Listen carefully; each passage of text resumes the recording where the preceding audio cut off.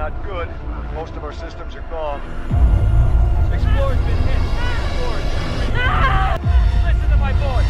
You need to focus. I'm losing visual. Yo, selamat datang di Cutlot. Kali ini Mimin akan mengulas film yang bergenre fiksi ilmiah dengan judul film Gravity, sebuah film yang disutradarai oleh Alfonso Cuarón. Film ini hanya mengisahkan nasib dua orang astronot yang terdampar di luar angkasa, di mana kedua tokoh tersebut bernama Sandra Bullock berperan sebagai Dr. Ryan Stone dan George Clooney berperan sebagai Mas Kwalki. Yo, tanpa basa-basi lagi, relax di sini, siapkan imajinasimu, enjoy.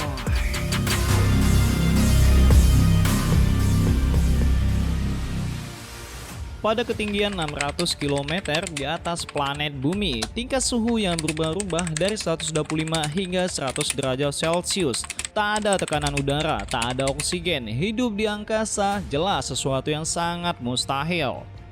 Di orbit bumi luar angkasa, tepatnya di sekitaran stasiun luar angkasa yang biasa disebut ISS, terlihat seorang pria dengan santainya menikmati suasana tanpa adanya gravitasi ini. Ia bernama Letnan Mas Kwalki. Ia adalah seorang veteran senior sebagai astronot NASA dan seorang wanita yang memiliki latar belakang insinyur rekayasa biomedis. Ia bernama Dr. Ryan Stone. Sebelumnya, ia bekerja di salah satu lab rumah sakit. Ini pertama kalinya Dr. Stone bekerja untuk NASA. Berbeda dengan Mas, ia bekerja sebagai astronot dari tahun 1996. Di sini, ia membawa beberapa tim di dalam pesawat ulang-alik, termasuk Dr. Stone, yang saat ini sedang memperbaiki sistem panel teleskop luar angkasa Hubble atau disebut HST. Bagi Dr. Stone, ia sangat senang mendapatkan misi ini seperti memenangkan lotre baginya. Tak lama, Houston, bagian pengendali tim yang memantau dari bumi, ia mengatakan melalui radio komunikasi kalau saat ini terdeteksi Rusia sedang menghancurkan satelit mereka sendiri dengan misil atau roket militer. Ledakan tersebut menciptakan pecahan puing-puing yang mengorbit dengan kecepatan 32 km per jam. Opini mereka, Rusia melakukan itu mungkin mereka mendeteksi adanya satelit mata-mata yang berulah. Tapi informasi saat ini kondisi tetap aman karena puing-puing tersebut tidak mengarah di tempat mereka. Di sini, Matt yang senior, ia tetap terpesona melihat hamparan bumi dari angkasa. Tapi tiba-tiba dari tim pengendali Houston kembali menginformasikan lagi. Ia dengan tegas mengatakan untuk segera membatalkan misi dan segera harus melepaskan teleskop Hubble atau HST. Di sini, tim mereka meminta Matt dan Dr. Stone segera kembali masuk ke dalam pesawat. Karena situasi saat ini, hasil ledakan membuat reaksi berantai dan mengenai satelit lain hingga membuat puing-puing baru. Dan juga membuat kecepatan puing tersebut bagaikan peluru yang menuju ke tempat lokasi mereka. Setelah Matt kini dengan timnya yang berada di pesawat segera melepaskan HST-nya, Houston menegaskan untuk waspada karena saat ini mungkin saja komunikasi akan terputus. Sedangkan puing-puing satu persatu telah berdatangan. Matt berusaha melepaskan tali pengikat pengaman milik Dr. Stone. Tapi di satu sisi awak lainnya terluka. Ia segera menolongnya, tapi tiba-tiba puing-puing besar dengan kecepatan tinggi menghantam sayap pesawat ulang-alik mereka. Hingga membuat Dr. Stone yang masih menempel dengan tiang pesawat ikut berputar tak tentu arah. Hingga puing lainnya menghantam tiangnya dan membuatnya terpental. Ia berusaha melepaskan ikatannya pada tiang yang masih menempel. Alhasil, ia pun terpental semakin jauh dari ISS. Dengan nafas yang terisa dalam kondisi terpental jauh dan mengambang, ia berusaha menghubungi Matt dan Houston untuk memberitahukan posisinya dari ISS. Tapi tak satu pun respon komunikasi yang didapatkan dari mereka. Dr. Stone semakin menjauh. Tak lama, jaringan komunikasi tersambung kembali. Matt langsung menanyakan posisi Dr. Stone berada. Ia meminta untuk segera menyalakan lampu senter yang ada di pakaiannya. Matt pun berhasil menyelamatkan Dr. Stone. Tapi karena Dr. Stone terlalu banyak menggunakan oksigen, saat ini ia memiliki sisa oksigen 8% saja. Matt segera mengikat tali pada Stone agar tetap bersamanya. Dalam perjalanan menuju pesawat ulang-alik, Matt mencoba menghubungi timnya dan Houston, tapi tak ada satupun respon didapatkan. Di sini, Matt memutuskan untuk berusaha mengambil jenazah rekannya yang terombang-ambing untuk dibawa ke dalam pesawat. Setelah ditemukan, Matt langsung mengikatnya. Ia meminta Dr. Stone tetap tenang dan memegang jenazah. Siapa disangka, tepat di depan mukanya, wajah rekan mereka telah dalam kondisi bolong. Kini oksigen Dr. Stone telah turun menjadi 5%. Setelah sampai di dalam pesawat, terlihat tak ada satupun kru di dalamnya, yang ada hanyalah jenazah mereka yang terombang-ambing. Saat ini yang dinyatakan selamat hanya Matt dan Dr. Stone saja. Dalam kondisi melihat jenazah terlalu banyak, Matt pun memutuskan untuk meninggalkan mereka di pesawat ulang-alik. Kali ini, Matt berusaha membawa Dr. Stone ke stasiun luar angkasa ISS. Saat ini, oksigen Dr. Stone tersisa 2%. Dalam perjalanan menuju ISS, Matt, seorang letnan sekaligus senior sebagai astronot, ia berusaha mencairkan suasana untuk menenangkan Dr. Stone yang baru pertama kali dalam misi tersebut. Ia meminta Dr. Stone melihat keindahan matahari yang sedang terbit. Dan ia juga menanyakan apakah saat ini Dr. Stone merindukan seseorang. Ya, aku sangat merindukan seseorang. Dia adalah putriku, jawab Dr. Stone. Ia berusia 4 tahun sebelum ia meninggal di saat terpleset ke lantai. Saat itu ia hanya terlalu sibuk bekerja. Kini oksigen dari Dr. Stone tersisa 1%. Matt meminta menekan tombol untuk mengeluarkan oksigen yang ada di kostumnya. Setelah semakin mendekat, Matt mengingatkan kalau ia akan mengeluarkan semburan gas yang tersisa 2 kali dari roket mininya untuk mencapai ISS secara cepat. Dengan kecepatan tinggi, mereka malah terpental hingga membuat tali yang mengikat Stone terputus. Tapi kali ini Stone terselamatkan karena kakinya terikat dengan tali parasut yang menempel pada ISS. Ia berusaha menyelamatkan Matt dan berhasil meraih talinya. Tapi Matt menyadari kalau tali yang mengikat kaki Stone akan terlepas karena beban darinya, dan itu sangat membahayakan Stone. Matt mengambil keputusan untuk melepaskan talinya agar salah satu dari mereka tetap selamat. Stone yang tetap berusaha tak melepaskannya, tapi Matt tetap dengan keputusannya. Dalam kondisi Matt yang semakin menjauh, Stone yang mulai hilang kesadarannya, Matt tetap berusaha menyampaikan pesannya untuk Stone. Ia mengatakan dalam kondisi Stone yang telah kehabisan oksigen. Saat ini karena Stone menghirup karbodioksida miliknya sendiri, pasti akan merasakan mual, pusing, dan mulai hilang kesadaran. Ia meminta Stone segera memasuki ruang kedap udara.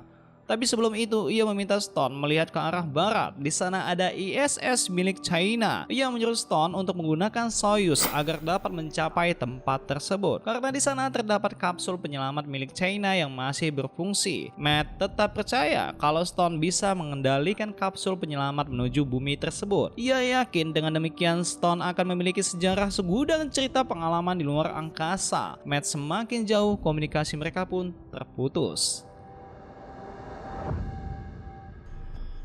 Sementara Stone berhasil memasuki ruang kedap udara.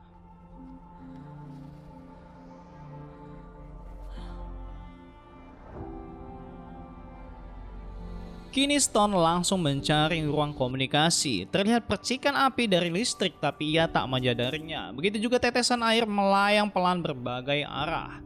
Stone berusaha menghubungi Matt, tapi tak satu pun jawaban yang didapatkan dari panggilannya. Kini ia berusaha menghubungi pengendali misi Houston yang ada di bumi, tapi ya tetap saja tak ada satu pun jawaban yang didapatkan. Tiba-tiba alarm kebakaran berbunyi. Stone yang panik, ia berusaha mematikan api dengan tabung pemadam, tapi api lainnya malah membesar. Ia pun langsung bergegas berlindung dengan tabung pemadam yang dipegangnya masuk ke dalam ruang Soyuz. Sambil tergesa-gesa, ia membaca modul panduan agar bisa melepaskan Soyuz pada perangkat ISS. Kini waktu tersisa 7 menit sebelum puing-puing kembali datang menurut pikiran Matt sebelumnya. Di saat Soyuz yang sudah hampir terlepas, masalah tak kunjung berhenti. Kali ini, tali parasut yang masih menyangkut membuat pergerakan Soyuz pun terhenti.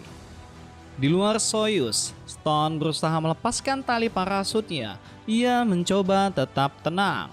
Tiba-tiba, pecahan puing-puing telah datang ke arah tempatnya. Hingga puing-puing besar menghantam ISS dan membuat Soyuz yang dipeganginya terlepas.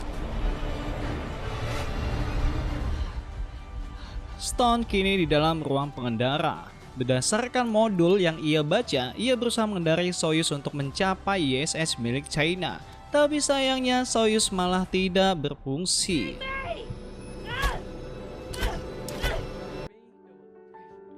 Dengan tangisan keputusasanya hingga membuat air matanya melayang di udara, kini Dr. Stone memilih menyerah tenggelam ke dalam keputusasaan dan ia memutuskan untuk mematikan kedap udara. Tiba-tiba terdengar suara ketukan dari luar kaca pintu. Sosok tersebut adalah Matt Squawky. Ia datang memasuki ruangan Stone. Matt dengan tersenyum sambil menyalakan lampunya kembali. Ia mengatakan kalau ia memiliki cerita yang panjang hingga sampai di sini. Ia menjelaskan kalau jarak menuju ISS China sekitar 160 km lagi. Tapi Stone mengatakan tak ada bahan bakar pada Soyuz. Semuanya menjadi sia-sia. Tapi Matt dengan santai tetap menegaskan, kau akan tetap di sini atau kembali. Memang kehidupan tersulit adalah kematian anakmu, tapi kau harus tetap melangkah dan menikmati hidupmu. Dan kata-kata terakhir yang ia ucapkan, Stone. Seketika itu Matt pun menghilang dan semuanya itu hanyalah halusinasi Dr. Stone belaka. Setelah sadar, Stone kembali menyalakan kedap udara. Kini dengan semangat baru, Dr. Stone membuka panduan modul kembali. Ia berusaha memisahkan diri dari kedua mesin modul lainnya. Karena posisinya saat ini ia berada dalam kapsul modul re-entry yang berfungsi tempat pengendara utama yang memiliki pusat bahan bakar Soyuz. Dan ia pun berhasil.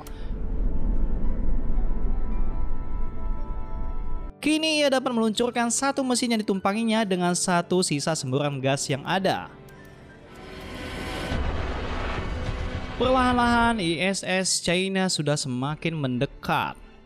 Dengan memantapkan keyakinannya, ia pun langsung melepaskan dirinya dengan bermodalkan tabung pemadam. Let's go home.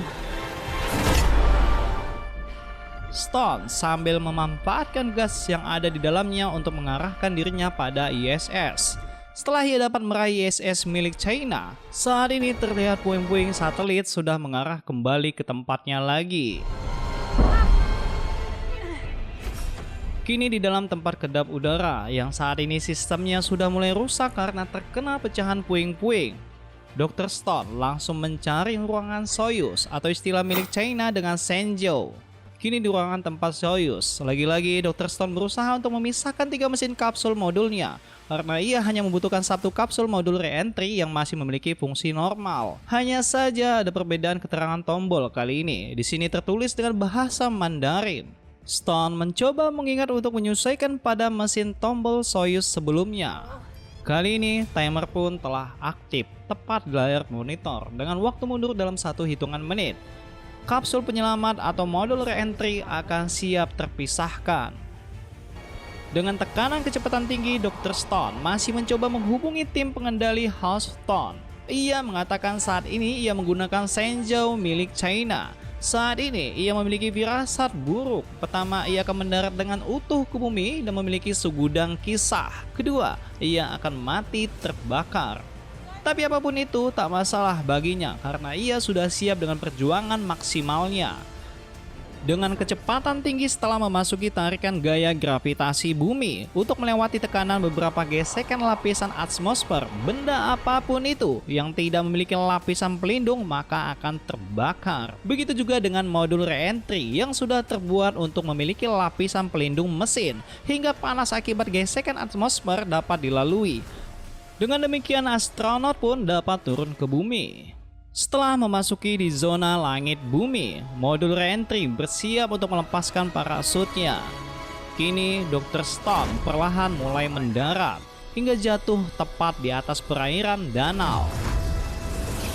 Hingga beberapa jaringan telekomunikasi sudah mulai masuk ke tempatnya. Begitu juga Houston. Saat ini ia menanyakan kondisi keberadaan Dr. Stone. Saat ini Dr. Stone tak menghiraukan beberapa radio komunikasi yang masuk. Ia langsung membuka pintu untuk menyelamatkan dirinya. Kapsul modulnya kali ini perlahan mulai tenggelam hingga membawa Stone ikut ke dalam perairan dasar danau. Di dalam air, dengan berat beban pakaian astronot, ia pun berhasil membukanya dan langsung bergegas menuju permukaan. Kali ini, dengan segala perjuangan untuk melewati berbagai macam tragedi di luar angkasa, hingga membuat tak satu pun rekannya yang selamat.